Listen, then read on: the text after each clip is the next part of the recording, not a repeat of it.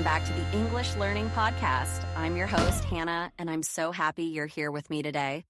Whether you're walking, cooking, or just relaxing, this podcast is the perfect place to help you improve your English step by step. Today I will read a short story. It is called The Island of Misplaced Things. This story helps you to boost your vocabulary. Let's get started. The Island of Misplaced Things. Emma woke up to the sound of waves gently crashing on the shore. The soft sand was warm under her hands, and the sunlight was bright in her eyes. She blinked a few times, trying to remember where she was or how she had gotten there. But her mind was blank. She sat up and looked around. All around her were scattered objects, random things like a single glove, a missing sock, and an old necklace. They weren't hers, but something about them felt familiar, like she had seen them before. Emma stood up and brushed the sand off her clothes. The place was strange, quiet except for the sound of the waves. She felt nervous but also curious. "Where am I?" she whispered to herself. As Emma started walking along the beach, she saw someone else in the distance. It was a man with gray hair, kneeling in the sand. He was holding something small and shiny in his hand, staring at it closely. A little further away, a teenage girl was searching through a pile of items, moving things around with quick, frustrated movements. Emma hesitated but decided to approach the man. Maybe he could tell her what was going on. "Hi," Emma said cautiously. "Do you know where we are?" The man looked up at her with a puzzled expression. "No, I don't," he said, shaking his head. "But I just found this." He held up a gold wedding ring, the sunlight glinting off its smooth surface. "I lost this years ago. I thought I'd never see it again." Emma looked at the ring, then at the man. "You lost it, but it's here?" "Yes," he said. "It's strange, isn't it?" Before Emma could ask more questions, the teenage girl walked over to them, holding a small, torn piece of fabric in her hand. "This is so weird," she said. "I think some of this stuff is mine. Look." She held up the fabric. "This is from my teddy bear. I lost it when I was a little kid." Emma introduced herself, and the others did too. The man's name was Max, and the girl was Sarah. They were just as confused as Emma, but as they talked, Emma noticed something odd. The beach seemed to change depending on how they felt. When Sarah talked about losing her teddy bear and how sad it made her, the sky grew cloudy. But when Max smiled, looking at his wedding ring, the clouds broke apart and the sun shone brighter. "This place is strange," Emma said. "It changes with how we feel. Look at the sky." Max and Sarah looked up, both noticing the strange connection between their emotions and the environment. They didn't understand it, but they agreed that the island wasn't ordinary. As they continued walking, something caught their attention. In the sand, glowing softly, was a map. The three of them gathered around it. The map showed the layout of the island, with 3 locations clearly marked: the Mirror Pool, the Whispering Forest, and the Tower of Keys. Beneath the map, glowing words appeared. "To leave the island, you must uncover what was truly lost." "What does that mean?" Sarah asked, frowning. "I don't know," Emma said, staring at the map. "But maybe we need to visit these places to find out. It's the only clue we have." Max nodded. "We should start with the first one, the Mirror Pool." They agreed and began walking toward the location marked on the map. As they moved along the beach, Emma noticed something in the sand. It was sticking out, half buried. Curious, she bent down and picked it up. It was a sketchbook. Not just any sketchbook, it was hers. Emma's eyes widened as she flipped through the pages. The drawings were hers too, ones she had made as a teenager. There were sketches of animals, landscapes, and people, all full of life and detail. Emma's heart ached as she looked at the familiar pages. She remembered how much she had loved drawing. She carried this sketchbook everywhere when she was younger. But one day, she lost it, and over time, she stopped drawing altogether. "I can't believe this is here," Emma said softly. Max and Sarah stopped walking and looked at her. "What is it?" Max asked. "It's my sketchbook," Emma said, holding it up. "I lost it years ago. I used to draw all the time, but after I lost this, I just stopped. I don't even know why." Sarah tilted her head. "Do you think that's why you're here? Because of your sketchbook?" Emma thought for a moment, her fingers tracing the edge of the book. "Maybe, but I think it's more than that. it's not just about the sketchbook, it's about what it means to me. I stopped doing something I loved. I think this island is trying to remind me of that. The three of them stood in silence for a moment, each lost in their own thoughts. The waves continued to crash softly on the shore, and the warm breeze carried the scent of the sea. Finally, Emma took a deep breath and closed the sketchbook. "We should keep going," she said. "If this place brought back my sketchbook, maybe it can help us figure out why we're here." Max smiled at her and held up his wedding ring. "I think you're right," he said. "Let's see what else this island has in store for us." The three of them continued their journey toward the mirror pool. The beach slowly gave way to a grassy meadow, dotted with flowers that glowed faintly in the sunlight. The air felt heavy with mystery, as if the island itself was alive and watching them. Emma clutched her sketchbook tightly as they walked, her mind racing. She didn't know what they would find at the mirror pool, but one thing was clear. This island wasn't just about finding lost objects. It was about finding something deeper, something they had all lost within themselves. The journey had only just begun, and Emma couldn't shake the feeling that whatever lay ahead would change her forever. The sun was high in the sky as Emma, Max, and Sarah followed the map. The glowing marks on the map showed 3 places they needed to visit. Their first destination was the mirror pool, and they were all curious but nervous about what they might find. The journey to the mirror pool was quiet at first. The path led them through a grassy meadow with colorful flowers swaying in the breeze. But as they walked, the atmosphere began to change. The air grew cooler, and the sound of trickling water reached their ears. Finally, they arrived at the mirror pool. It was a small, still body of water surrounded by smooth stones. The surface of the pool was so clear that it looked like glass. The group stood at the edge, staring at their reflections. "It's beautiful," Sarah said, kneeling down to touch the water. But as her fingers moved closer, the water rippled and her reflection disappeared. "What was that?" Max asked, stepping closer. "I think the pool is showing us something," Emma said. "Maybe this is where we learn about the things we lost." One by one, they leaned over the water. As Emma stared into the pool, the water began to change. Her reflection faded and a new image appeared. It was a younger version of herself, sitting on a bus with her sketchbook. Emma watched as the memory played out like a movie. She saw herself getting up quickly as the bus stopped. She was distracted, talking to a friend and rushing to get off the bus. In her hurry, she left the sketchbook on the seat. The memory showed her looking back at the bus as it drove away. Realizing too late that her sketchbook was gone, Emma felt a pang of sadness. "I didn't just lose the sketchbook," she whispered. "I lost my focus, my passion for art. I let it slip away." Max leaned over the pool next. The water showed him standing in his kitchen, arguing with his wife. They were both upset, and in his frustration, Max took off his wedding ring and put it on the counter. Later, when he wanted to apologize, he couldn't find the ring. The memory ended with Max searching everywhere, feeling both regret and guilt. Max sighed.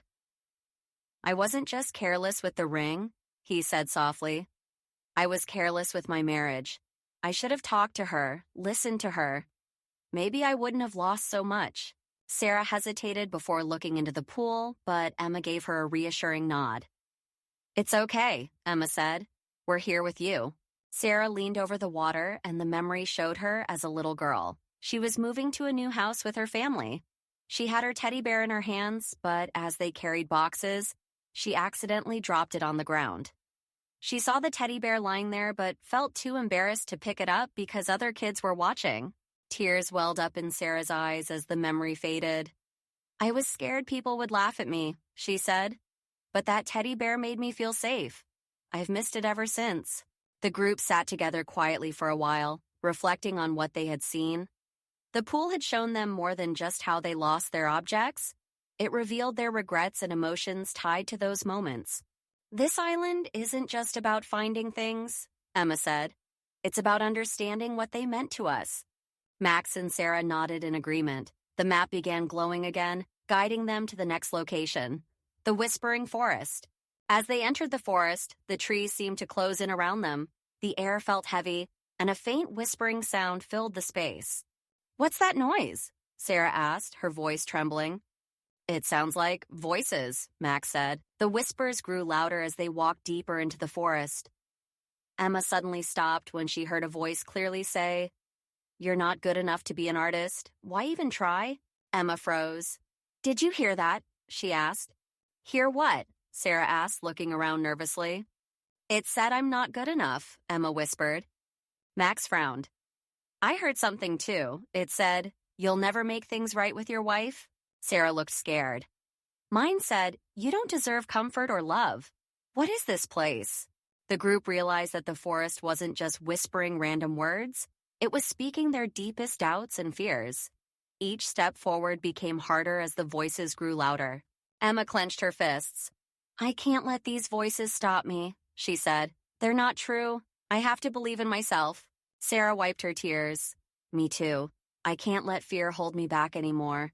Inspired by Sarah's courage, Emma pulled out her sketchbook. She sat down on a fallen log and began drawing the forest.